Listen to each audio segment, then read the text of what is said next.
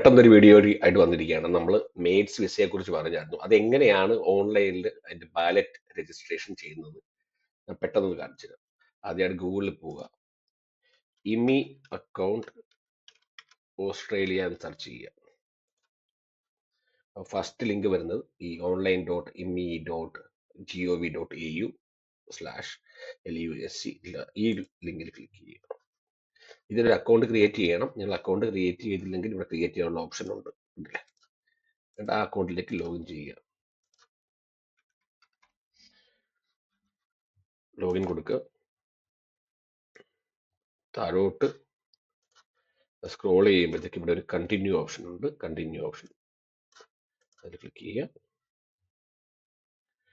ഇതിൽ പോയി കഴിഞ്ഞാൽ ന്യൂ ആപ്ലിക്കേഷൻ എന്ന് പറഞ്ഞ ലിങ്ക് ഉണ്ട്. ഇതിൽ ക്ലിക്ക് ചെയ്യണം. ന്യൂ ആപ്ലിക്കേഷനിൽ ക്ലിക്ക് ചെയ്ത് കഴിയുമ്പോഴത്തേക്ക് നമുക്ക്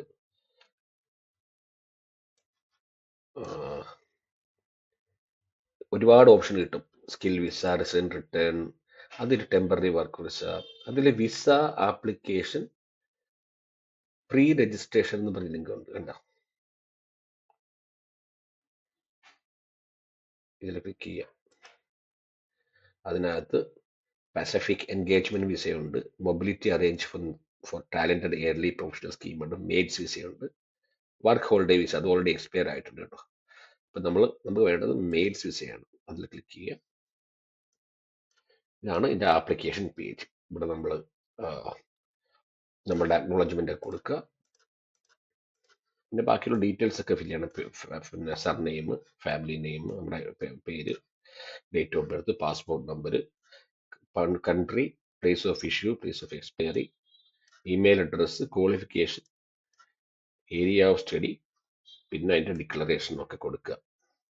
എന്നിട്ട് റിവ്യൂ ചെയ്യുക.